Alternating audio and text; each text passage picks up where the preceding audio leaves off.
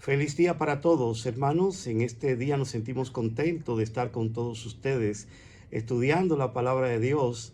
Así que nada, en esta mañana vamos a comenzar lo que es nuestro sexto estudio de este ciclo de conferencia o de estudios bíblicos que estamos haciendo en el libro de Daniel capítulo 8, y en toda la Biblia nos quedamos en el capítulo 8, el continuo. Bueno, vamos a tener una palabra de oración. Vamos a dirigirnos al Padre Celestial para que nos encamine en esta trayectoria de estudio en la cual nos vamos a deleitar en el nombre del Señor. Así que vamos a orar. Amante Padre que estás en los cielos, gracias. Gracias porque en un mundo tan turbulento, tan lleno de tantas cosas, tú puedes, Señor, poner en nosotros el espíritu para estudiar tu santa palabra. Bendícenos en el nombre de Jesús. Amén. Amén y amén. Qué bueno es estar estudiando. Hemos avanzado bastante. Hemos estudiado la palabra de Dios. Ya llevamos muchos videos. Me imagino que como buenos estudiantes, pues ya vamos bien adelantados, ¿verdad? Hay hermanos que me han llamado del norte, del sur, me han llamado de Europa, de Sudamérica, Centroamérica. ¿Dónde está la sexta parte? La sexta parte, bueno, tenemos que darle tiempo a que los hermanos puedan ir asimilando. Y en realidad me hubiese gustado grabarla inmediatamente, pero hay que darle un par de días para que los hermanos vayan asimilando, viéndola y todo eso. Bueno, ya que hemos orado, nos quedamos en el capítulo 8 del libro de Daniel, en la cual estudiamos muchas cosas hermosas y vimos ahí cómo nos dan preguntas y nos dan también las respuestas. Vimos también la diferencia entre lo que es el continuo. La sierva del Señor en este libro, en Primeros Escritos, página 74, dice lo siguiente: porque ya me han llamado varios hermanos referente a la palabra sacrificio. Y ella dice en la página 74 de Primeros Escritos: entonces vi en relación con el continuo, Daniel capítulo 8, versículo 12, que la palabra sacrificio había sido provista por la sabiduría humana y no pertenece al texto, y que el Señor dio el sentido correcto a los que proclamaron que había llegado la hora de su juicio. Mientras existió la unión antes de 1844, casi todos aceptaban las opiniones correctas acerca del continuo, pero en la confusión reinante desde 1844 se han aceptado otras opiniones y como consecuencia han entrado tiniebla y confusión. La cuestión de las fechas no ha sido una prueba desde 1844 y nunca volverá a ser una prueba.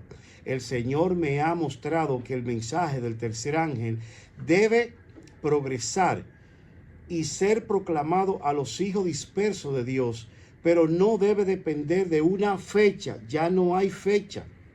Vi que algunos están creando una excitación falsa al predicar fijando fechas, pero el mensaje del tercer ángel es más poderoso de lo que puede ser una fecha.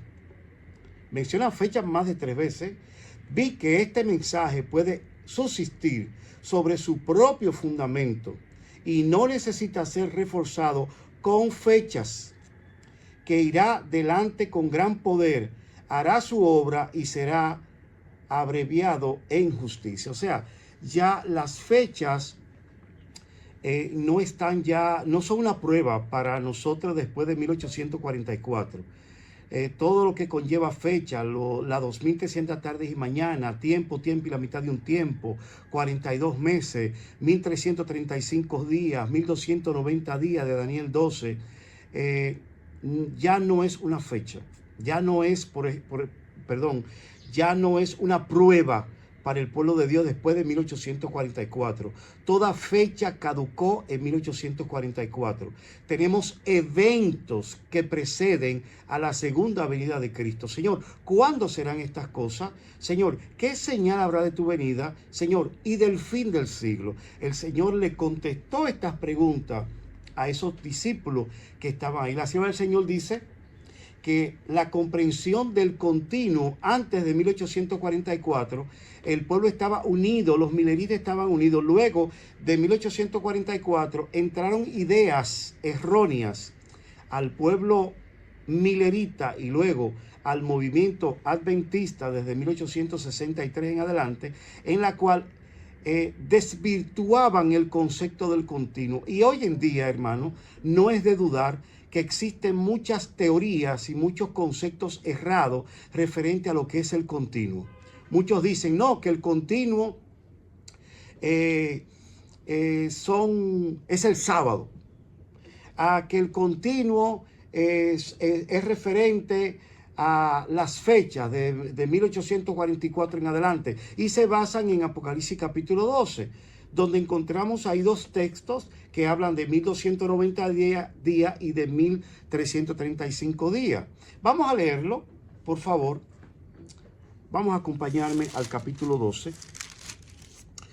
Y dice, primeramente en el versículo 10. Versículo 10. Muchos serán limpios y emblanquecidos y purificados. Los impíos procederán impíamente y ninguno de los impíos entenderá. Pero los entendidos comprenderán, hermano. Y desde el tiempo que se ha quitado el continuo hasta la abominación desoladora, habrá 1290 días. Bienaventurado el que espere y llegue a 1335 días. Y sabemos bien claro que esto se refiere, más bien dicho, al comienzo también de los 1290 días, de tiempo y la mitad de un tiempo. Todo conlleva desde el año 508 en adelante, y tú puedes ajustar estos términos y estos conceptos proféticos, porque vamos a ver claramente cómo el continuo es una continuidad de los imperios, en la cual tenemos Babilonia, Medo-Persa, Grecia, Roma imperial, Roma papal. Entonces, ¿cuándo surgió Roma papal? Ese es el ahínco que presenta la palabra de Dios, y por eso nos dice, y desde el tiempo que se ha quitado el continuo. El apóstol Pablo nos dice en el capítulo 2 de segunda de Tesalonicenses que no se manifestará hasta que él se ha quitado de medio, y se manifieste entonces el inicuo, a quien el Señor matará con el espíritu de su boca, inicuo cuyo advenimiento es por obra de Satanás, inicuo que se siente en el templo de Dios como Dios, haciéndose pasar por Dios. Ese es el papado. Ese es el quinto poder que teníamos desde los tiempos de Pablo, vamos a ver, Babilonia, Medo-Persa, Grecia, Roma imperial. En los tiempos de Roma imperial, el apóstol Pablo dice que Roma imperial tiene que ser quitado de en medio para que surja aquel inicuo, que es el quinto poder, inicuo cuyo advenimiento es por obra de Satanás. ¿En qué año surgió? Desde el año 538. Pero ¿cuándo comenzaron a darse todos estos principios? ¿Cuándo comenzó a darse las bases para el surgimiento de este poder? Desde el año 508, cuando vino un rey llamado Clodoveo, en la cual Clodoveo, que reinó desde el año 466 hasta el año 511, era rey de los francos, fundador de la dinastía merovingia.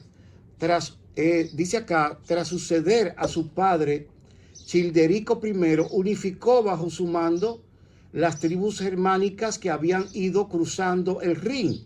Y sigue diciendo, y estableciéndose en el territorio de la que fuera Galia romana, primero se impuso a los jefes salios y ripurios. Después derrotó al duque Sangrio, último representante de la autoridad romana en las Galias, en el 486. Más tarde expulsó a los alamanes en la batalla de Tolbía en el 496, y así siguió hasta el año, en la batalla de Bulit, en el año 508, Clodoveo dio muerte al rey de los visigodos. Y en el año 508, entonces, este poder, que era el residuo de los 10 reyes, recordemos que el Imperio Romano, de acuerdo a la palabra de Dios, y está identificado en el capítulo 7 del libro de Daniel y en el capítulo 13 del libro de Apocalipsis, y también en el 17 nos puede hablar de eso, encontramos que el Imperio Romano tenía 10 cuernos, y de los 10 cuernos, dice el capítulo 7 del libro de Daniel, surgió un cuerno pequeño que derribó a 3. ¿Cuáles eran los 10 cuernos del Imperio Romano? La base, el sustento de su poder, eran 10 tribus bárbaras: lombardos, alamanes, anglosajones, ostrogodos, burgundios, francos, suevos, vándalos, visigodos y érulos. Y de esos, el Imperio Romano, o más bien dicho, el papado, surge como un cuernito pequeño en el capítulo 7 y derriba a 3, a los vándalos, a los érulos y a los ostrogodos. El último de estos, pues fue los ostrogodos en el año 538, mientras los vándalos y los érulos por Clodoveo fueron destruidos ya desde el año 508 en adelante. Si usted le suma los 1290 días, cuando ya es quitado el continuo del Imperio Romano y surge este poder papal, entonces llegamos a las fechas de 1798, y también llegamos a la fecha de 1843. Si le sumamos al 508, pues los 1335 días. O sea que todo caduca en 1844. Por eso la sierva del Señor dice, vuelvo a leer esta cita muy importante en la página 74 y 75 del libro de Primeros Escritos. Entonces vi en relación con el continuo que la palabra sacrificio había sido provista por la sabiduría humana. Volveremos allá al capítulo 8. Dice, y no pertenece al texto, y que el Señor dio el sentido correcto a lo que proclamaron, que había llegado la hora del juicio de Dios. O sea, el continuo está añadido al juicio de Dios. Y lo vamos a ver ahorita. Dice, mientras existió la unión antes de 1844, casi todos aceptaban la opinión correcta acerca del continuo, pero en la confusión reinante desde 1844 se han aceptado otras opiniones y como consecuencia ha entrado tinieblas y confusión. La cuestión de las fechas, porque muchos quieren poner esta fecha, y dicen que el continuo es la ley dominical y que después de la ley dominical van a haber literal 3 años y medio. Eso es ilógico. Eso rompe el marco tanto de Daniel y de Apocalipsis, principalmente de la sierva del Señor, poniendo fecha y que Cristo va a venir en el 2027, en el 2031, cuando ya no estamos sujetos a fecha después de 1844. Estamos sujetos a eventos. Estamos sujetos a eventos finales. Dice, y el Señor me ha mostrado que el mensaje del tercer ángel debe ser proclamado y ser proclamado a los hijos dispersos de Dios, pero no debe depender de una fecha. No debe depender de una fecha el mensaje del tercer ángel. Jaime White escribió un artículo ampliado que concuerda con la interpretación de Ebers. Ese era un contemporáneo a Jaime White, el esposo de Elena. Y dice Jaime, creemos que las evidencias son claras, que desde ese tiempo, o sea, 1844, el juicio de los que murieron bajo la gracia de Dios ha estado en marcha. Jaime White presentó un cuadro conmovedor de los que murieron en la fe. Jesús sonríe y apoya en el pecho de su Salvador. El santo exhala allí su vida dulcemente. Se cierra su periodo de prueba y su caso descansa hasta que el registro de su vida se abra y su caso pasa a revisión en el juicio. A esta declaración llena de gracia le sigue una referencia a un futuro juicio de los vivos. El juicio se está llevando a cabo. Muy pronto los nombres de ustedes serán confesados por Jesucristo ante su Padre y serán borrados del libro de la vida. Por lo tanto, se observó una estrecha relación entre una visión correcta del estado inconsciente de los muertos y el concepto bíblico de un juicio previo al advenimiento, ya que la recompensa eterna no se otorga en el momento de la muerte, sino en el tiempo del fin. Yo vengo pronto, dice Cristo en Apocalipsis capítulo 22, versículo 12, y mi galardón conmigo, para dar a cada uno según sea sus obras, porque todos debemos comparecer ante el tribunal de Cristo, para que cada uno reciba según lo que haya hecho cuando estuvo en el cuerpo, sea bueno o sea malo. Segunda de Corintios capítulo 5, versículo 10. Elena White describió el mensaje de los tres ángeles como tres escalones de acceso a la sólida plataforma de la verdad presente, con dos grupos distintos. El primer grupo era el de los que pasaron por la experiencia milerita y de los primeros adventistas, observadores del sábado, y que aceptaron el mensaje tal como se predijo originalmente. Vamos a ver, el segundo grupo estaba formado por los que llegaron después de la proclamación original del mensaje de 1844. Aunque el mensaje de los tres ángeles se predicó originalmente en un orden secuencial, los tres debían seguir predicándose simultáneamente. El primer mensaje y el segundo se dieron en 1843 a 1844. Y ahora estamos bajo la proclamación del tercero. Pero ahora hay que seguir proclamando los tres mensajes, dice ella. El concepto del juicio investigador en el cielo posterior al año de 1844 condujo a un estudio más profundo del fuerte clamor del ángel de Apocalipsis 18. Tanto Elon Evers como Jaime White escribieron sobre su importancia. Elena Harmon de White confirmó que este llamado final a salir de Babilonia tenía relación con el mensaje del segundo ángel de Apocalipsis 14, del 8 al 17. Tras el énfasis del Congreso de la Asociación General en 1888, la justificación por la fe y los acontecimientos de los Estados Unidos con respecto a una ley dominical nacional, muchos adventistas esperaban la rápida proclamación del fuerte pregón cuando el evangelio llegara a todo el mundo. Sin embargo, Elena Harmon de White tuvo cuidado de no declarar nunca que el juicio de los vivos había comenzado o que se estaba aplicando la marca de la bestia. O sea, parémonos ahí. Ella tuvo mucho cuidado desde 1888 de no unificar ambos conceptos, tanto el fuerte pregón como el juicio de los vivos, que son acontecimientos que lo tenemos en el futuro, o más bien dicho, ahora mismo se está dando el juicio previo a la segunda venida de Cristo, que es el juicio investigador. Se están investigando los casos, pero vamos a ver más adelante que en este momento cada uno de nosotros está siendo pesado y medido en balanza. Y vamos a ver más adelante. También ella trató, o más bien dicho, tuvo mucho cuidado de ligar lo que era el fuerte pregón con el juicio de los vivos. Y sigue diciendo: pronto, nadie sabe cuándo, le tocará ser juzgado a los vivos. En su edición del Conflicto de los Siglos, página de 1911, ella dice eso, en la cual Elena White puso su explicación más completa de los acontecimientos del tiempo del fin en conjunción con el mensaje de los tres ángeles y el fuerte pregón.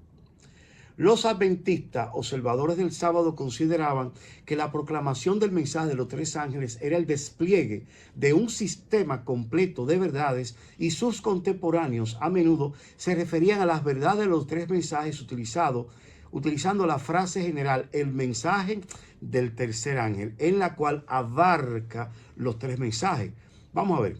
En los primeros días del movimiento, dos expresiones de estos mensajes recibieron especial atención. Una era: ha llegado la hora de su juicio, proclamado en el primer mensaje, Apocalipsis 14:7, que se consideraba una alusión a la fase posterior a 1844, donde comenzó, de acuerdo a Daniel capítulo 8, versículos 13 y 14, el juicio investigador, o más bien dicho, la purificación del santuario. Parémonos ahí. Muchas veces nosotros le damos mucho ahínco a lo que es el juicio investigador. Y hay un juicio investigador. Hay una etapa en la purificación del santuario en la cual se está dando un juicio de investigación. Ahora, tanto la purificación del santuario es la base en la cual está enmarcado el juicio investigador. Me explico.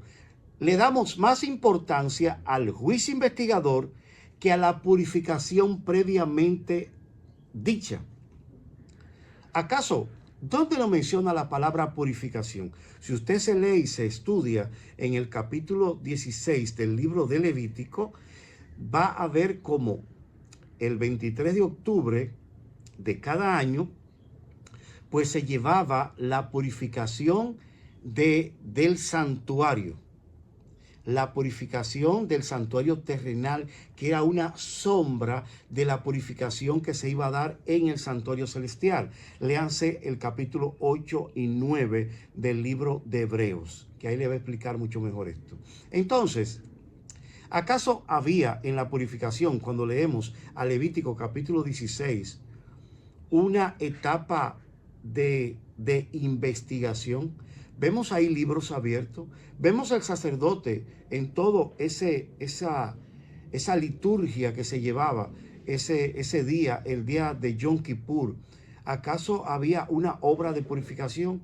Pues déjeme decirle que no lo presenta de una forma per se, pero sí estaba, porque el corazón de cada ser humano, o más bien dicho, de los israelitas, en ese día de Yom Kippur, era examinado en lo más profundo de corazón. Recordemos que en ese día no había intercesor.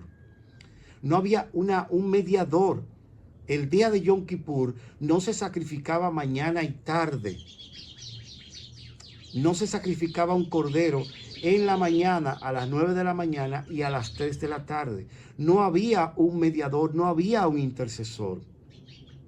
Se hacía una sola ofrenda y era en la tarde, en la cual se cogían un cordero y un cabrito, y el cordero era sacrificado como símbolo de Cristo y el cabrito era Azazel.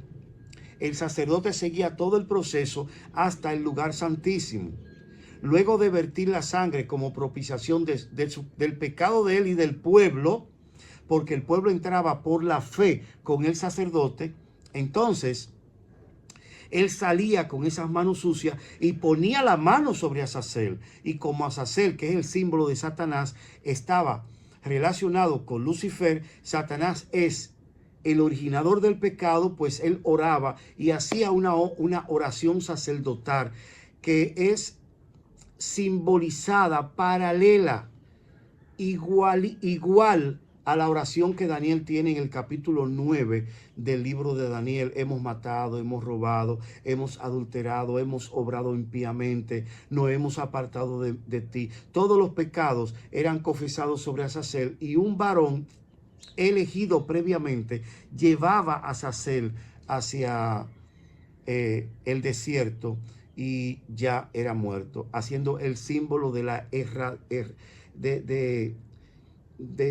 la muerte eterna de lo que es el pecado. Ya el pecado iba a ser erradicado totalmente. Entonces, muchas veces, como le he estado diciendo, le damos mucha énfasis y hablamos mucho del juicio investigador, y sí hay un juicio investigador, pero hay una obra mayor que se está dando, que es la obra de purificación. Abarca el juicio investigador, y cuando entendemos esta obra nos damos cuenta que Dios está purificando a su pueblo. Mientras hay una obra de purificación en el cielo, hay una obra de purificación en el corazón, en el alma, en el templo del alma que somos nosotros. Entonces vamos a volver al capítulo 8 del libro de Daniel, sino antes, pues, leer algo aquí muy interesante que quería leerle. Dice acá, en un sentido muy especial, oigan esto, los adventistas del séptimo día han sido colocados en el mundo como centinelas y transmisores de luz. A ellos han sido confiadas las tareas de dirigir la última amonestación a un mundo que perece. La palabra de Dios proyecta sobre ellos una luz maravillosa. Una obra de la mayor importancia le ha sido confiada: proclamar los mensajes de los tres ángeles. Ninguna obra o ninguna otra obra puede ser comparada con esta, y nada debe desviar nuestra atención de ella. Las verdades que debemos proclamar al mundo son las más solemnes que jamás hayan sido confiadas a seres mortales. Nuestra tarea consiste en proclamarlas. El mundo debe ser amonestado y el pueblo de Dios tiene que ser fiel a su cometido. El Señor está abriendo el camino de una manera notable, hermanos, para que su pueblo dé el mensaje de advertencia a aquellos que aún no han oído la verdad para este tiempo. Ninguna otra obra que podamos llevar a cabo es tan importante como esta. El mensaje del tercer ángel significa mucho más para todos nosotros. También significa mucho para los incrédulos, si es que reciben, creen y viven este mensaje del tercer ángel, que incluye los otros dos mensajes del tercer ángel y cuya proclamación destaca el sábado del cuarto mandamiento. Eso es glorioso. La gran crisis final está justo ante nosotros. Si usted no se quiere dar cuenta, si usted no se quiere convencer, mi apreciado amigo y hermano, de que Cristo está próximo a venir, de que ya Él está ya casi quitándose sus vestimentas sacerdotales, diciendo hecho está, saliendo del lugar santísimo. Si usted no ha querido convencerse de eso, pues ponga la noticia, prenda el televisor en esta fecha, hoy 15 de enero, lea a San Mateo 24, y prácticamente San Mateo 24 es noticia pasada, porque estamos hace tiempo viviendo los acontecimientos de San Mateo 24. En este momento hay millones de personas sufriendo. En este momento hay millones de personas sin hogares. California está encendida en fuego, hermano. Permiso.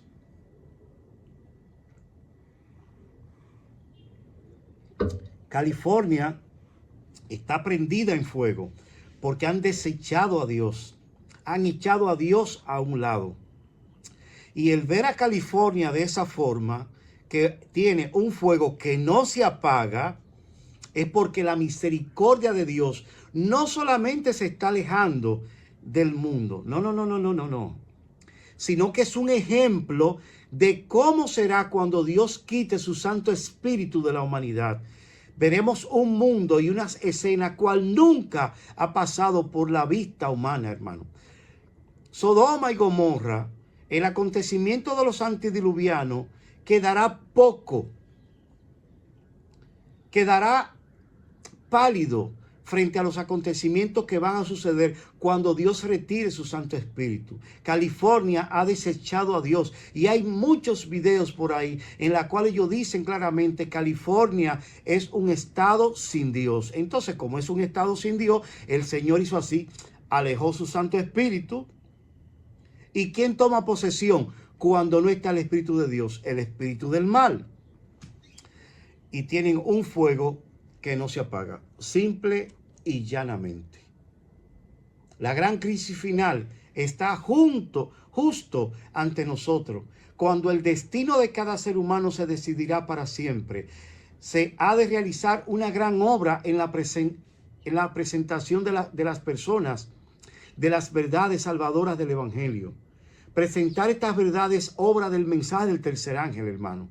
El plan del Señor es que la presentación de este mensaje sea la obra más elevada y grandiosa que se ha realizado en el mundo en este último tiempo. Los mensajes del tercer ángel deben ser proclamados en este tiempo, hermano. Estos mensajes no deben ser eclipsados por ningún otro rasgo distintivo imaginado. Su fuerza y su eficacia han de continuar mientras haya tiempo para el arrepentimiento de las almas. El mensaje del tercer ángel se considera un asunto anticuado. Y sin embargo, el estado de las cosas en nuestro mundo revela que se acerca el fin. Ha de hacerse un trabajo que no está siendo realizado. La influencia de estos tres mensajes han sido profundizado y ampliado. Ha llevado a la acción a millares de personas y ha hecho surgir instituciones de enseñanza, casas editoras y sanatorios. Todo esto constituye los instrumentos de Dios que han sido colaboradores para llevar este mensaje. Dios llama a su iglesia en este tiempo como llamó al antiguo Israel para que destaque como luz en la tierra por la poderosa hacha de la verdad. Los mensajes de los tres ángeles, del primero, del segundo y del tercero, la ha separado de la iglesia y del mundo para colocarla en sagrada proximidad a sí mismo. La hizo depositaria de su ley y le confió las grandes verdades de la profecía para este tiempo. Como los santos oráculos confiados al antiguo Israel son un sagrado cometido que ha de ser comunicado al mundo, hermano. Tenemos un mensaje sagrado que llevar. Debemos explicar, comprender a Daniel, comprender Apocalipsis, para explicarle esto a la gente. Ya no hay tiempo. El ángel dijo aquí, yo te enseñaré lo que ha de venir al fin de la ira, porque esto es para el tiempo del fin. ¿Y qué cosa se le iba a enseñar a Daniel para el tiempo del fin? Se le iba a enseñar a Daniel en cuanto al cuerno que fue quebrado y sucedieron 4 en su lugar, en la cual significan se levantarán 4 reinos. Y vemos que ese cuerno que fue quebrado, que es el cuerno del carnero, es Alejandro Magno. Y salieron en sucesión de él 4 cuernos notables hacia los 4 vientos de la tierra. Y tenemos ahí 4 cuernos y tenemos 4 vientos. Los 4 cuernos están escritos en el capítulo 8 del libro de Daniel. Están escritos diferente en hebreo a como se escribieron los vientos. Los vientos están en femenino, mientras los cuernos están en masculino. Y estos cuernos en masculino fueron esparcidos hacia los 4 vientos de la tierra. Y salió un cuernito pequeño, no de los cuernos, sino de los vientos. Porque el cuernito que sale, que es ese cuernito que sale, que es el papado, el cuernito del capítulo 7, que sale de los 10 cuernos, ese cuernito que hablaba grandes cosas y blasfemias, está identificado acá, que sale de uno de los vientos de los cuatro cuernos. ¿Y cuáles fueron esos 4 cuernos que salieron de Alejandro Magno? Los 4 generales, Casandro, Lisímaco, Seleuco y Ptolomeo. Y uno se fue al norte, Seleuco, y otro se fue al sur, y absolvieron a Casandro y a Lisímaco. Entonces ahí se conforma entre el rey del norte, Seleuco, y el rey del sur, Ptolomeo, en Egipto. Entonces vemos que el norte es pagano. Como fue a uno de esos vientos que salió, uno de los cuernos se fue a uno de los vientos del norte y otro los vientos del sur, y el viento del sur representa el ateísmo y el viento del norte representa el paganismo. Entonces el papado sale de ese poder pagano que era Roma, que tiene la ideología pagana de Roma, de Babilonia. Entonces este cuernito activo, ese rey activo que hablaba grandes cosas, salió no de los cuernos de Alejandro Magno, sino de los vientos de Alejandro Magno. Y esos 4 vientos, el norte, el sur, el este y el oeste, el norte que es el paganismo y el viento del sur que es el ateísmo, esos vientos son los vientos que nos habla en relación al capítulo 7 del libro de Apocalipsis, donde un ángel está casi soltando esos vientos. El viento del norte que es el paganismo y el viento del sur que es el ateísmo. Y dice que cuando ya casi estaba soltando esos vientos, entonces bajó un ángel y le dijo, no, hay que sellar al pueblo de Dios. Bueno, y siguiendo en el razonamiento del capítulo 8, ¿qué más era lo que iba a presentar el tiempo del fin. Luego vemos aquí la visión de las tardes y la mañana. También antes de eso, en el versículo 25 dice, y se levantará contra él un príncipe de los príncipes, pero será quebrantado aún no por mano humana. Se va a levantar contra el príncipe de los príncipes, o sea, el papado. Y el 26 dice, la visión de las tardes y la mañana que se te ha referido es verdadera, y tú guarda la visión porque es para dentro de muchos días, hermano. No sé si ustedes están entendiendo. Para Daniel, el mensaje de 1844 y el cumplimiento de las 2300 tardes y mañanas en dicha fecha era para el tiempo del fin. Hermano, ya tenemos 180 años de 1844. Ya estamos pasados, hermano. Es impresionante, estamos ya pasados de la fecha. Cristo no decía la palabra que tenía que venir en 1844, pero pudo haber venido meses, días, años después de 1844, pero presenta a 1844 como el tiempo del fin. Vamos a leer, a volver a leer el versículo 12. Dice, y a causa de la prevaricación le fue entregado el ejército junto con el continuo.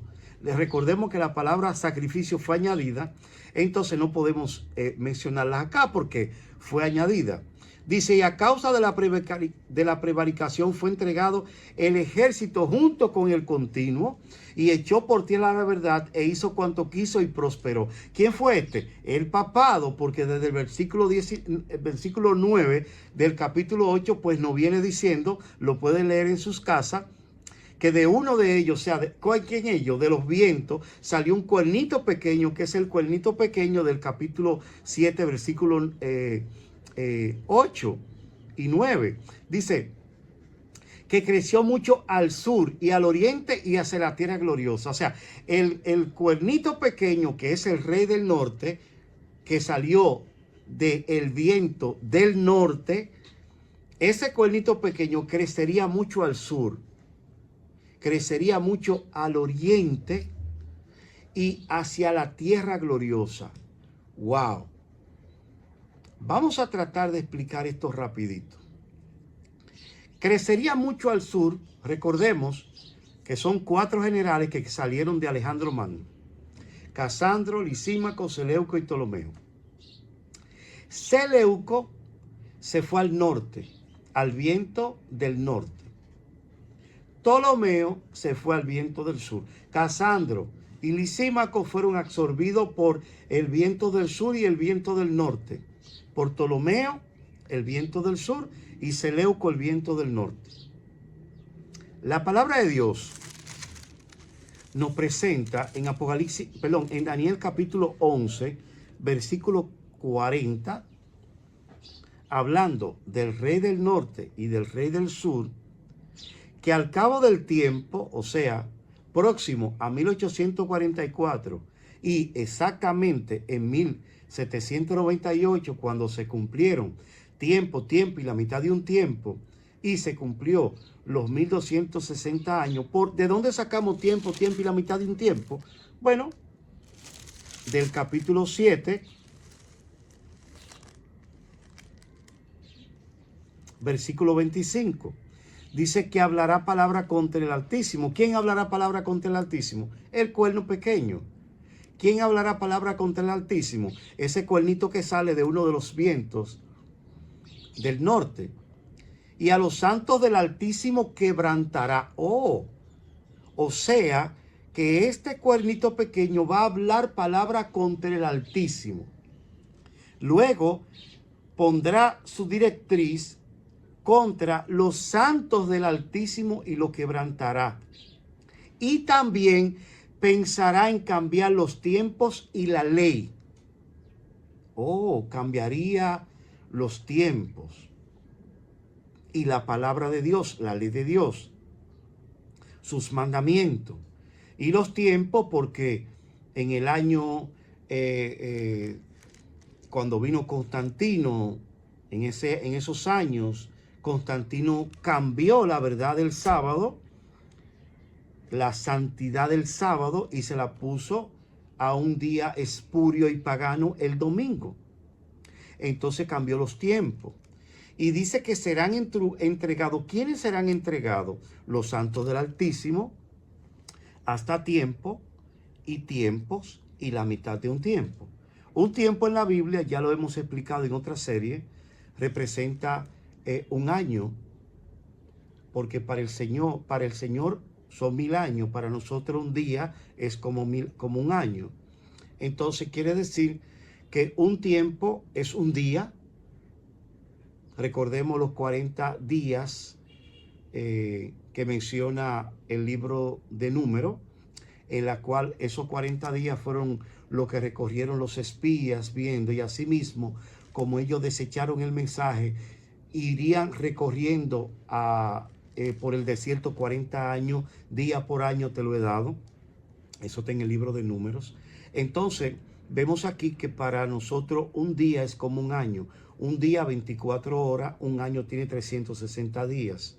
Entonces, quiere decir que un tiempo son 360 días. 2 tiempos equivaldría que si un tiempo son 360 días y multiplicado por 2 serían 720.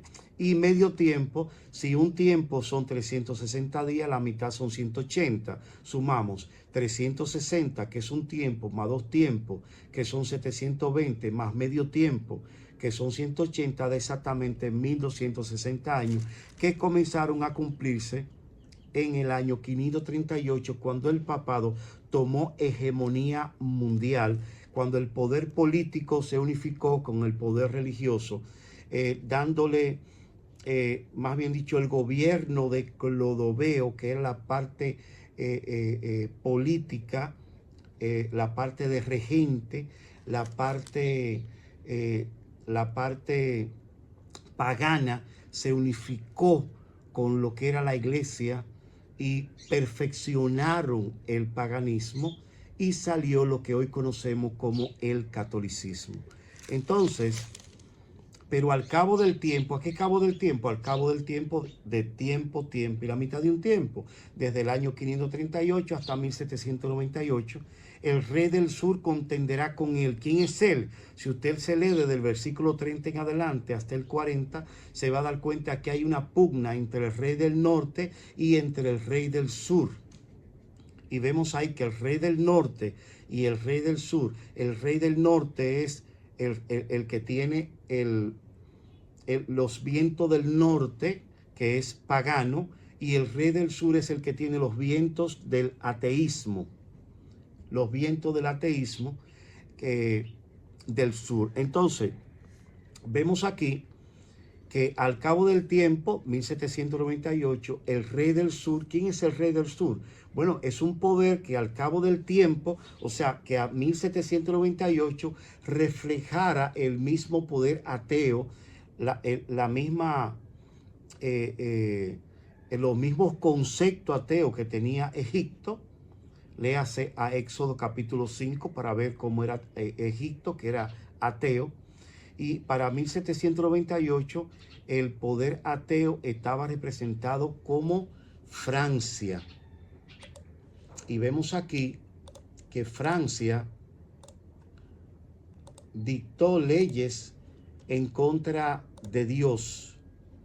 Para 1798 incluso es el primer país del mundo que en su constitución dijo no hay Dios.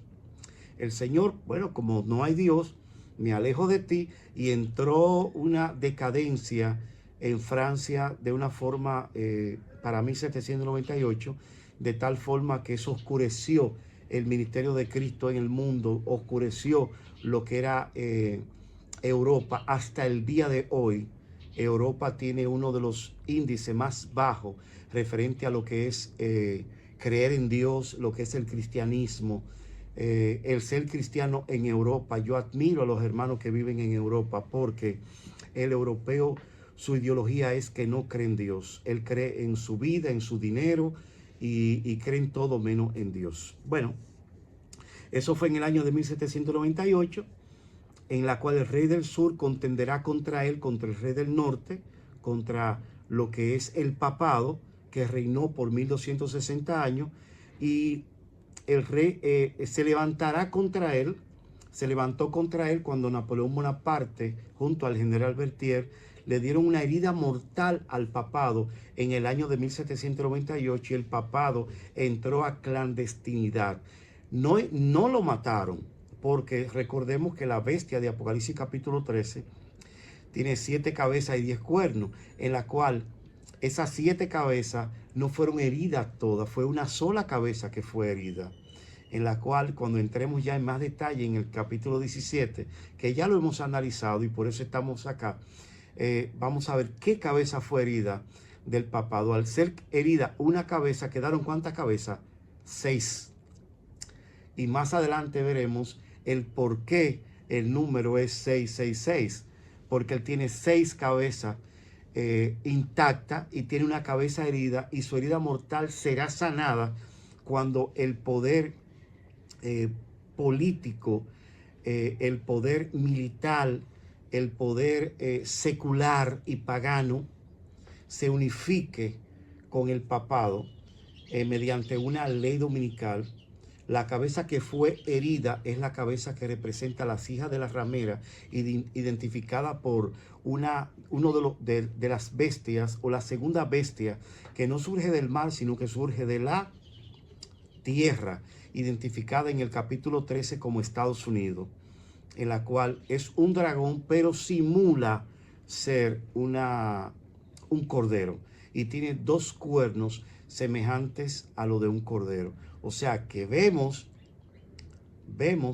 que también uno de los cuernos, o 2 de los cuernos que están representados en la bestia del capítulo 1 del versículo 13, pertenecen, y este poder se identifica con esos 2 cuernos. Eso también lo vamos a ver más adelante.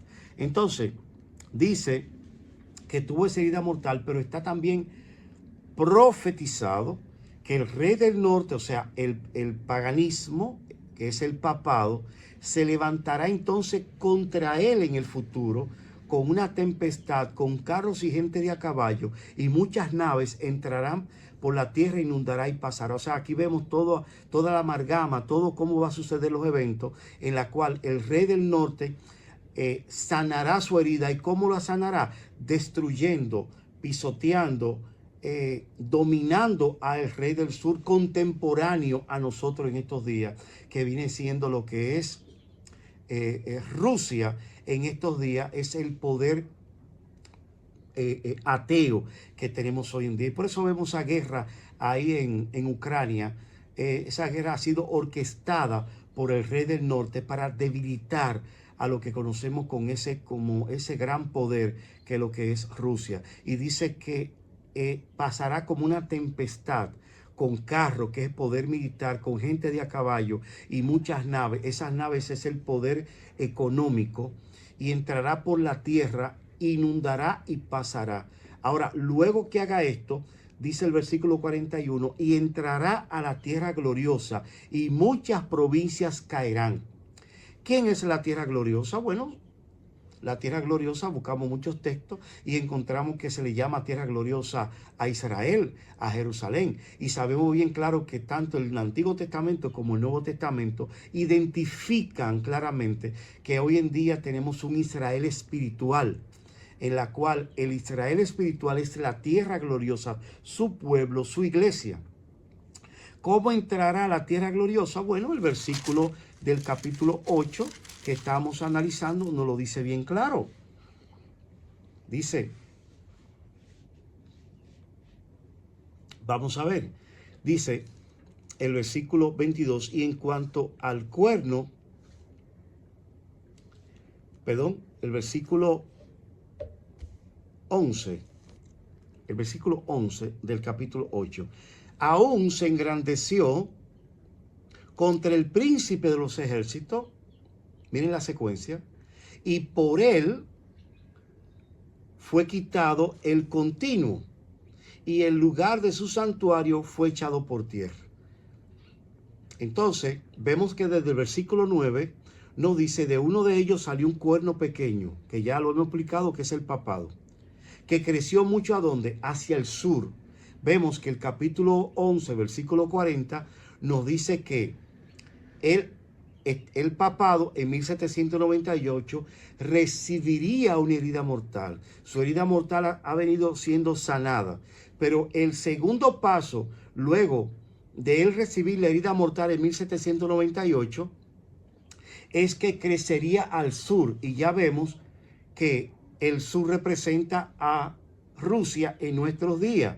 Y luego que domine a Rusia, crecería mucho al oriente y hacia la tierra gloriosa. Significamos este texto, volteamos la página en el versículo 25 del capítulo 7, dice que hablará palabra contra el Altísimo y a los santos del Altísimo quebrantará. Y pensará en cambiar los tiempos y la ley. Volviendo al versículo 9 del capítulo 8, y de uno de ellos salió un cuerno pequeño que creció mucho al sur. Ese es nuestro tiempo ahora. ¿Hacia dónde creció? Hacia el sur. Cuando domine lo que es el ateísmo, que está representado por Rusia. Luego crecería al oriente. ¿De dónde vendrá Cristo? Del oriente hasta el occidente. O sea, que iría en contra de la palabra de Dios. Es lo que está diciendo. Iría en contra de los conceptos que presentan la segunda venida de Cristo. Y también entraría hacia la tierra gloriosa. Y el capítulo 11, versículo 41, me dice que luego de dominar, en la segunda parte del versículo 40 dice, y el rey del norte se levantará contra él. ¿Quién es él? El rey del sur, como una tempestad con carros y gente de a caballo y muchas naves, y entrará por la tierra e inundará. Y luego el versículo 41 dice que entrará a la tierra gloriosa, lo mismo que me dice acá en el versículo 9, que de uno de ellos salió un cuerno pequeño, que es el papado, que creció mucho al sur, dominaría a Rusia, y también luego de dominar a Rusia, o el ateísmo, dominaría el oriente. Y crecería mucho al oriente. Cristo vendrá del oriente hasta el occidente. O sea, así será mi venida. Oscurecería la segunda venida de Cristo. O trataría de que el mundo no entendiese, como los antediluvianos, los eventos relacionados a la segunda venida de Cristo. Luego de eso, entonces, crecería hacia la tierra gloriosa. Y el versículo 40 del capítulo 11 me dice, y entrará a la tierra gloriosa, y muchas provincias caerán, mas estas escaparán de su mano, Edom, Moab y la mayoría de los hijos de Amón. ¿Quiénes escaparían? Cuando él implantara una ley dominical, cuando él implantara, recordemos, el versículo 25, que hablará palabra contra el Altísimo, capítulo 7, versículo 25. Y a los santos del Altísimo quebrantará y pensará en cambiar los tiempos y la ley. Ese texto llega hasta nosotros. Ahora, ¿quiénes escaparán cuando él ponga una ley dominical? Bueno, va a haber un llamado, salid de ahí, pueblo mío, que son Edom, Moab y la mayoría de los hijos de Amón. ¿Quién era Edom? La palabra Edom quiere decir rojo. Edom era el nombre que se le dio a Esaú. Y Edom representa rojo, y por eso este poder papal se viste de rojo. Está representado por Esaú, quien vendió su primogenitura por un plato de lenteja. Así el papado ha vendido su primogenitura por un plato de lenteja, y todos, una parte de los que le siguen, están representados como Edom, que están engañados y que van a recibir un llamado: salid de ahí, pueblo mío. Y dice que también Moab y la mayoría de los hijos de Amón. ¿Quién fue Moab y quién fue Amón? Moab y Amón vinieron como resultado de incesto entre un padre con sus hijas.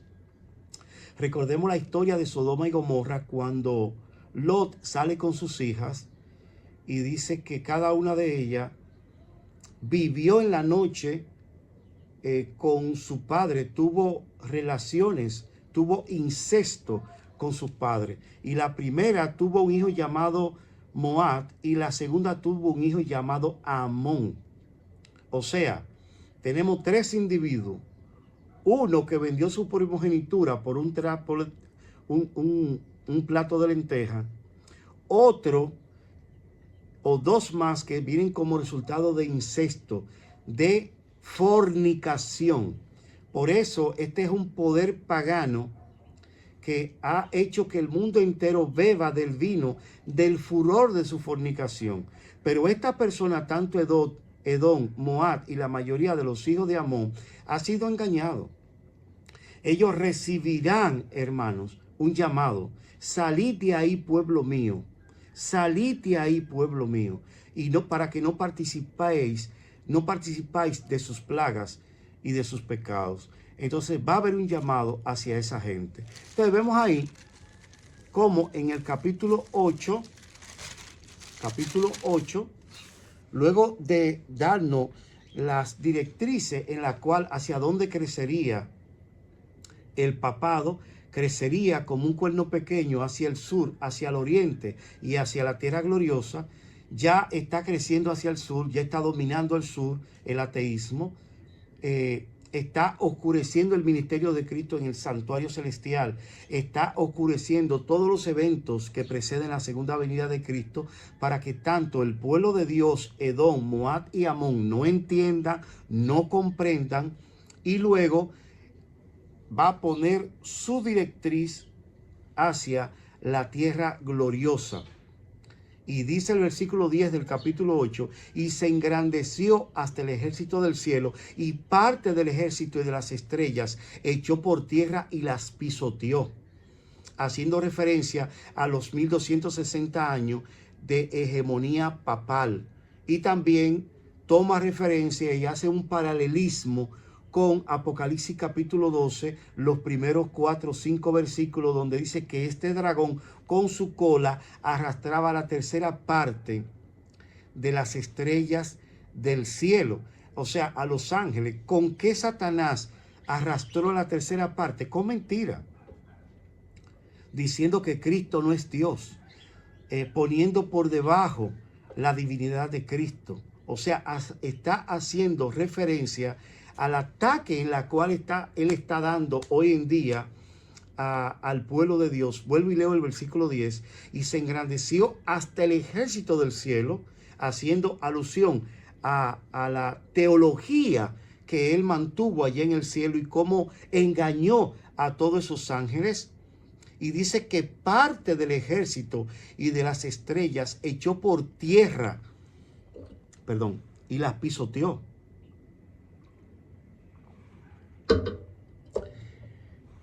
Esa parte y parte del ejército y de las estrellas echó por tierra y las pisoteó.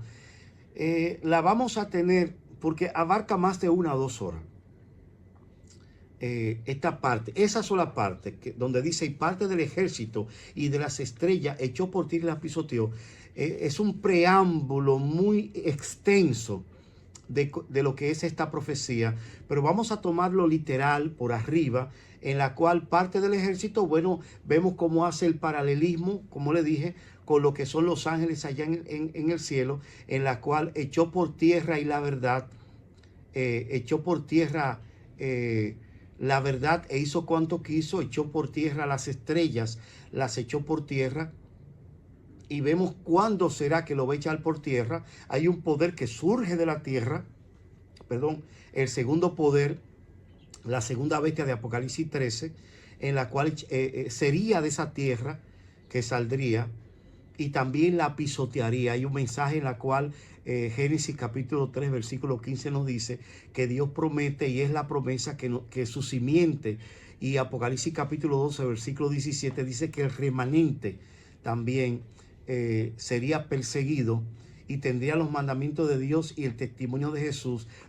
Por lo tanto, está prometido que la simiente de ese remanente pisotearía la cabeza de Satanás, pero él se nos adelanta y él quiere pisar la cabeza del remanente. Por eso digo que estas partes son muy amplias. La vamos a ver más adelante. Ahora, sigue diciendo, estoy explicando esto, hermano, para que cuando veamos las preguntas y las respuestas, tengamos una definición clara de dónde salen las preguntas y de dónde salen las respuestas que vamos a ver más adelante. Y dice el 11, y aún se engrandeció contra el príncipe de los ejércitos, y por él fue quitado el continuo. Recordemos que la palabra sacrificio fue añadida. O sea, en él se cumplirá el continuo.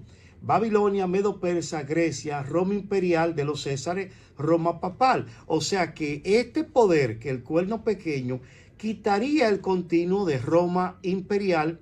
En él se cumpliría el continuo, y el lugar de su santuario sería echado por tierra. Entonces vemos ahí que el continuo es la continuidad de los imperios. Babilonia, Medo Persa, Grecia, Roma imperial, Roma papal, uno es. El otro no ha venido, que es el séptimo, y durará breve tiempo. Y también habrá un octavo, que es de entre los 7, y va a la perdición. Eso es una continuidad. Ahora, el continuo tiene una peculiaridad. Y Cristo nos dijo en San Mateo, capítulo 24, versículo 15, por tanto, cuando veáis en el lugar santo la abominación desoladora de que habló el profeta Daniel, el que lea, entienda. Entonces, vemos ahí que aún el mismo Cristo nos está mandando a analizar esto que estamos analizando ahora mismo, a estudiar este asunto de lo que estamos viendo ahora mismo. Una comprensión clara del continuo es una comprensión exacta de los eventos que conlleva la segunda venida de Cristo. Y vemos que este poder en el versículo 9 trataría de oscurecer la comprensión clara del oriente, porque crecería hacia el oriente. Al crecer es que oscurecería el oriente. ¿Qué sale del oriente? El sol. Sería como un rayo que sale del oriente hasta el occidente. Entonces, vemos que el sol del este al oeste vendría, ¿verdad? Y este poder crecería y oscurecería el sol, oscurecería la luz de Dios y oscurecería todo no solamente el ministerio de Cristo en el lugar santísimo, sino también el mensaje del santuario. Y el santuario lo tiene todos los eventos y todas las cosas. Y dice que aún se engrandecería contra el príncipe de los ejércitos, y por él sería quitado el continuo, y el lugar de su santuario sería echado por tierra. Y a causa de la prevaricación, le sería entregado el ejército junto con el continuo, y echaría por tierra la verdad, haría cuanto quiso, y también va a prosperar. Entonces, vemos que Cristo nos manda a analizar y nos habla, por tanto, cuando veáis la abominación desoladora de que habló el profeta Daniel en el lugar santo, el que lea entienda. Ahora, yo no sé si ustedes han notado, pero aquí no me habla de abominación, aquí me habla de prevaricación. ¿Dónde encontramos la palabra abominación? La palabra abominación la encontramos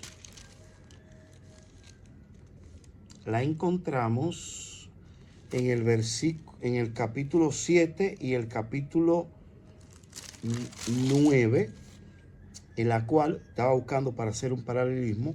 Dice acá el versículo 9, vamos a leer desde el 27. Y por otra semana confirmaré el pacto con muchos, y a la mitad de la semana hará cesar el sacrificio y la ofrenda. Desde el año 27 hasta el año 34, una semana. En el año 31 y medio, teniendo Cristo 30 años, ya que fue bautizado teniendo 30 años, fue bautizado en el año 27, y teniendo 33 años, en el año 31 y medio, Cristo fue muerto. Y esos 7 años, desde el año 27 hasta el año 34, se cumplió esta semana, que son 7 días, 7 años. Entonces, a la mitad de la semana, en el año 31 y medio, Cristo tenía 33 años, él fue muerto, se cumplió esta palabra. Luego, con la muchedumbre de las abominaciones vendrá el desolador. El desolador es el papado que vendría representado por el cuernito pequeño en el capítulo 7 y por ese cuerno que sale de uno de los vientos del capítulo 8. Ese es el desolador, hasta que venga la consumación y lo que está determinado se derrame sobre el desolador. O sea, vemos aquí una abominación que traería el desolador. Cristo te llama a entender la profecía de las 70 semanas, y al entender la profecía de las 70 semanas, pues por ende entenderá la profecía de las 2300 tardes y mañanas, y todas estas verdades, el capítulo 7, el capítulo 8, pues llegaría a entenderla en su máxima expresión. Dice en el versículo capítulo 8, dice acá, versículo 9, vamos para atrás: y se engrandeció contra el príncipe del ejército, y por él fue quitado el continuo, y el lugar de sus santuarios echaría por tierra, y a causa de la prevaricación. No menciona la palabra abominación. ¿Qué es la palabra abominación? Es algo abominable. Eso pasó desde el año 538 hasta el año de 1798, en la cual oscureció el ministerio de Cristo en el lugar santísimo. Pero desde el año de 1844 para acá se va a cumplir algo. Y es abominación, es abominable, pero la Biblia lo identifica como prevaricación.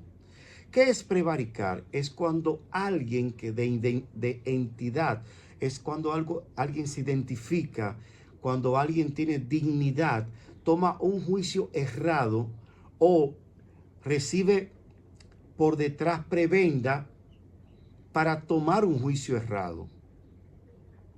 Vamos a leer el versículo 40, pero versículo 22 del capítulo 8. Dice: y en cuanto al cuerno que fue quebrado y sucedieron 4 en su lugar, significa que 4 reinos se levantarán de esa nación, o sea, Casandro, Lisímaco, Seleuco y Ptolomeo, aunque no con la fuerza de él, de Alejandro Magno. Y al fin del reinado de esto, cuando los transgresores lleguen al colmo, se levantará un rey altivo de rostro y entendido en enigma. Ese es el cuerno pequeño. Se levantará un rey altivo de rostro y entendido en enigma.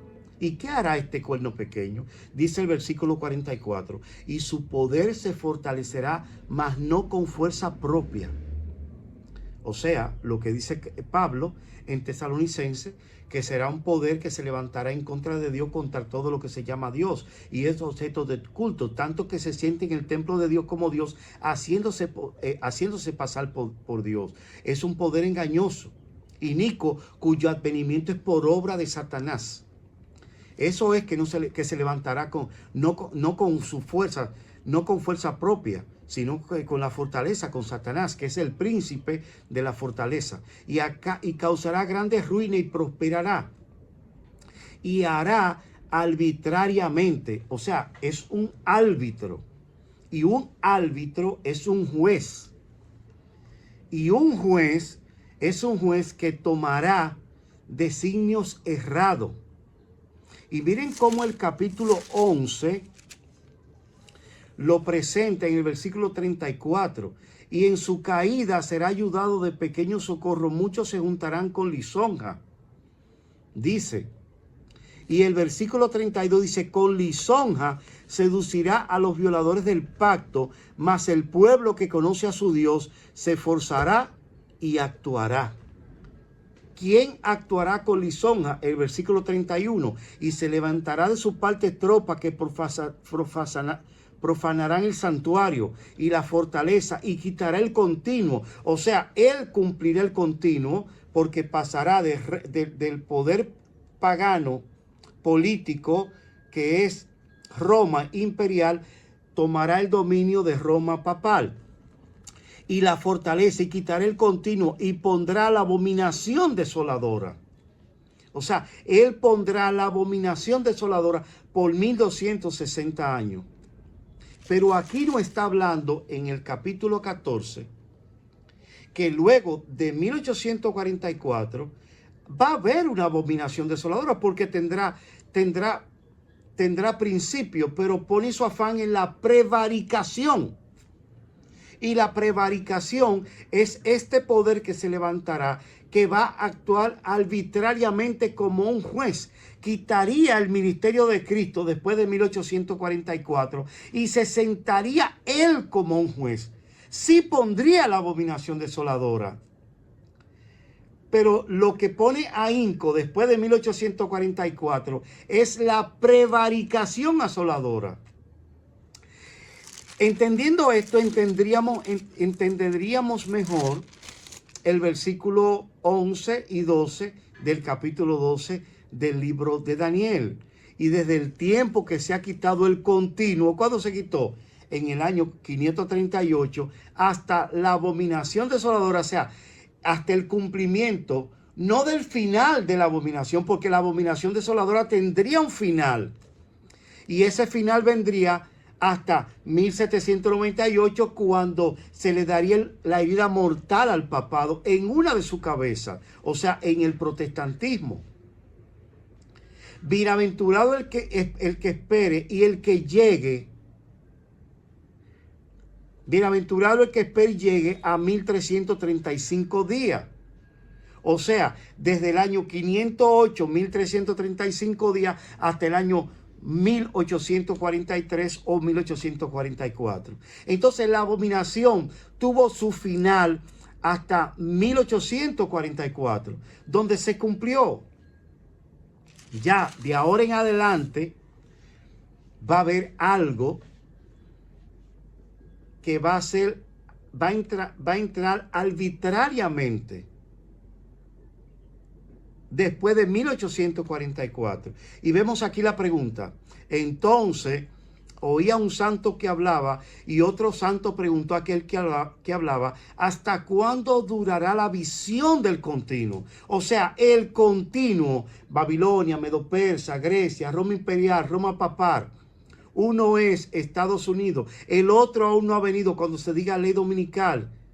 Y el octavo, que es cuando ya tome dominio, cuando se herida mortal entre el papado y el poder secular sea ya terminado de sanada la herida que sucedió en el séptimo, que durará breve tiempo, formará entonces ya esa imagen, tomará una forma de un reino y será el octavo, y ya en ese reino es que se terminará la gracia y Cristo va a venir en gloria.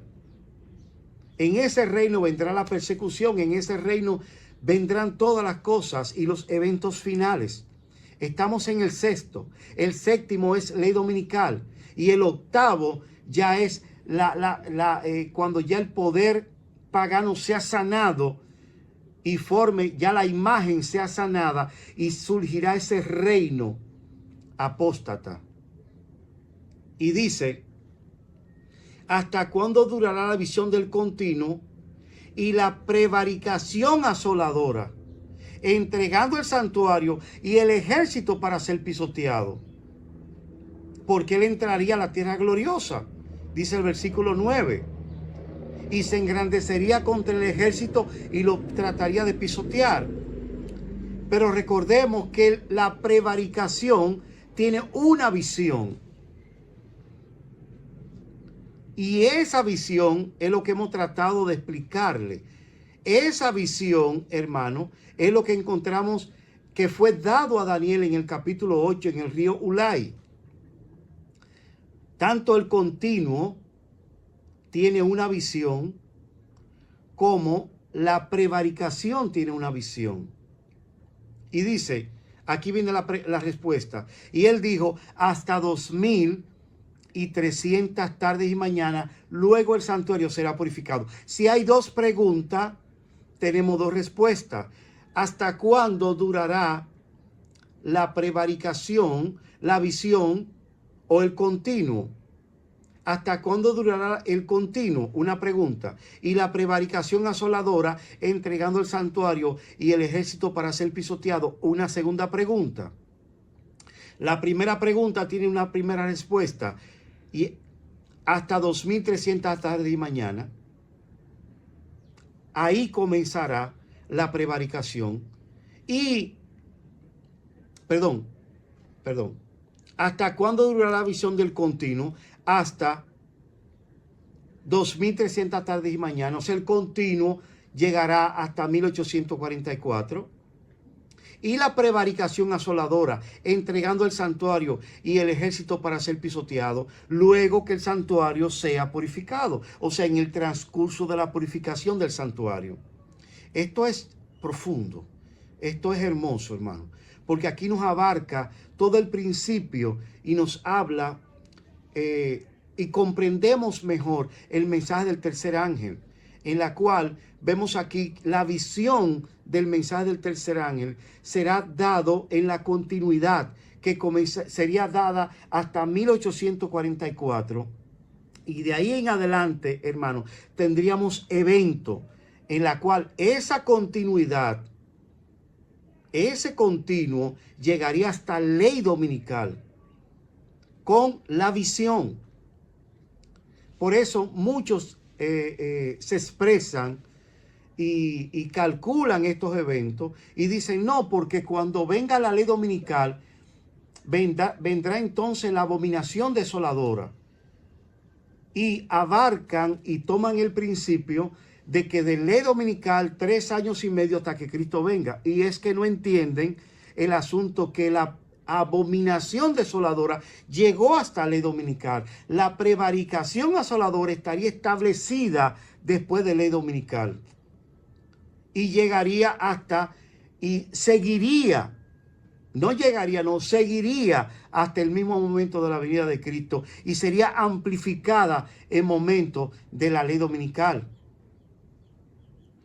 La respuesta lo dice, hasta 2300 tarde y mañana y luego que el santuario sea purificado. Y la pregunta es, ¿hasta cuándo duraría la visión? Debemos de enfocarnos en la visión del continuo y en la visión de la prevaricación asoladora. Una cosa es la abominación y otra cosa es la prevaricación asoladora, en la cual esta prevaricación vendría como resultado de un poder que traería arbitrariamente, quitaría el ministerio de Cristo en el lugar santísimo y se pondría Él. Y esto causará una prevaricación en el pueblo de Dios y daría dictámenes en contra del pueblo de Dios y a favor de quien Él considere. Y esto es lo que levantaría una ley dominical en el mundo. Esto es tremendo. Entonces, dice la sierva del Señor, mientras existía la unión antes de 1844, casi todos aceptaban la opinión correcta acerca del continuo. Pero en la confusión reinante después de 1844, se han aceptado otras opiniones y como consecuencia han entrado tiniebla y confusión. La cuestión de la fecha no ha sido una prueba después de 1844 y nunca volverá a ser una prueba. Ya no hay línea de tiempo. Tenemos evento y vamos a hacer un pequeño repaso en estos 5 minutos. Ya tengo que terminar. 5 han caído: Babilonia, Medo-Persa, Grecia, Roma imperial, Roma papal. Tenemos una continuidad. Pablo habla en 2 Tesalonicenses 2 que se levantará un poder, que no se levantará ese poder, el quinto, hasta que este poder sea quitado de en medio. Entonces se levantará el quinto, inicuo, cuyo advenimiento es por obra de Satanás, que se siente en el templo de Dios como haciéndose pasar por Dios. Inicuo que llegará hasta 1798, donde surgirá el sexto. Y este poder que caería en 1798 entraría a clandestinidad. ahí, hasta ahí llegaría la abominación desoladora. Luego se levantaría en 1798 a 1844 un poder pagano que se va a vestir como con dos cuernitos, como lo de un cordero, porque no son, recordemos que no es él que es como un cordero. Los dos cuernitos son como lo de un cordero, pero no son de cordero, porque pertenecen a la bestia que tiene 7 cuernos y 10 diademas, y en su cabeza un nombre blasfemo. De los 7, cogió 2 cuernitos, ¿verdad? Entonces, este poder, que es el sexto, el cual estamos hoy en día viviendo, se levantaría en contra de Dios arbitrariamente, porque en forma de árbitro se levantaría el poder papal cuando forme la imagen de la bestia, oscureciendo el ministerio de Cristo en el lugar santísimo, oscureciendo los eventos finales, entrando muchas ideas erróneas para que tú y yo no entendamos los eventos, no el tiempo, porque ya después de 1844 no hay una fecha definida para la venida de Cristo. Y este poder papal oscurecería los eventos relacionados con la segunda venida de Cristo, entrando y poniendo los eventos en el pasado, preterismo, o en el futuro, futurismo, y la gente no entendería, como los antidiluvianos, que Cristo lo menciona en Apocalipsis, en San Mateo capítulo 24, versículo 37. Entonces, en momentos de la ley dominical, arbitrariamente entraría a la tierra gloriosa, y está prometido que muchas provincias escaparán: Edom, Moab y Amón, que es el mundo en sentido general. Es Saúl, que vendió su primogenitura. Es Edom y Moab, que son hijas de incesto, de fornicación. Y estos poderes, estos reinos, esta gente que es el mundo, identificado en el mundo completamente, recibirían un llamado: salid de ahí, pueblo mío, escapen de ahí. Entonces, este poder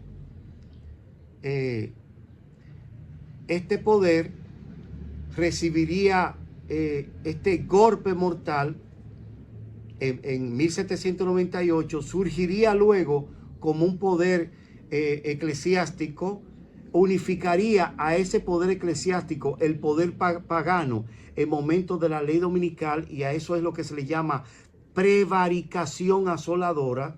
Es también una abominación asoladora, pero es más prevaricar. Por eso, ¿hasta cuándo durará la visión del continuo? O sea, ¿hasta cuándo este poder surgiría? Hasta 2300 tardes y mañanas. Luego, ahí comenzará a surgir un poder pagano, un poder que es identificado como ese poder, esa bestia que surge de la tierra, no del mar, sino de la tierra, y tomaría preponderancia en el escenario desde el año de 1844, y Estados Unidos surge anavaino, surge como una vaina, es la palabra vaina, anavaino, surge gradualmente de la tierra, tomaría dominio, tiene ya 200 años tomando dominio, y ¿qué más pasaría? Y dice la pregunta: y la prevaricación asoladora, entregando el santuario y el ejército para ser pisoteado. Y él dice: todo esto pasará luego que en medio o en momento de la purificación del santuario del templo en el cielo y la purificación del santuario del templo de la tierra, que está identificada en la visión del continuo y la visión de la prevaricación. Y vamos a analizar en el séptimo tema, vamos a analizar la visión. Ya no el continuo y la prevaricación, porque lo hemos tratado de explicar ahora, sino la visión de la prevaricación y la visión del continuo. Vamos a analizarlo. Y dice el 15, y aconteció que mientras yo consideraba la visión del continuo y la visión de la prevaricación, y procuraba comprenderla, he aquí se puso delante de mí uno con apariencia de hombre, que gritó desde el Ulai, que gritó y dijo: Gabriel, enseña a la visión. Y ese es Cristo. Ese es Cristo quien le dijo a él que le enseñara la visión. Y luego más adelante es cuando Daniel dice, pero la visión de las tardes y la mañana, en el versículo 26, que se te ha referido, es verdadera, y tú guarda la visión porque para muchos días. O sea, guarda la visión del continuo de la mañana, de las tardes y la mañana. Es impresionante. Entonces, mis hermanos, vamos a dejarlo ahí. Vamos a tratar de seguir explicando el asunto del continuo, pero este es amplio. Este es el mensaje de los pioneros, como ellos veían este asunto, hermano. Ahora mismo han entrado muchas ideologías y presentan el continuo con muchas ideas erróneas, lo que conlleva a no entender el libro de Daniel y te lleva a poner fecha definida para la segunda venida de Cristo. Cuando entendemos la visión y dividimos la visión, el continuo y la prevaricación, que son tres cosas totalmente diferentes, pero unidas entre sí, entendemos, tenemos un concepto más claro de lo que es el libro de Daniel. Por eso Cristo nos mandó a analizar primero la abominación desoladora, que llega hasta el año de 1798. Luego, bienaventurado el que espere y llegue a 1335 días. El que pueda ver esto, es lo que quiere decir. Porque después de 1844, sí vendrá una abominación, porque la abominación es el carácter de este poder.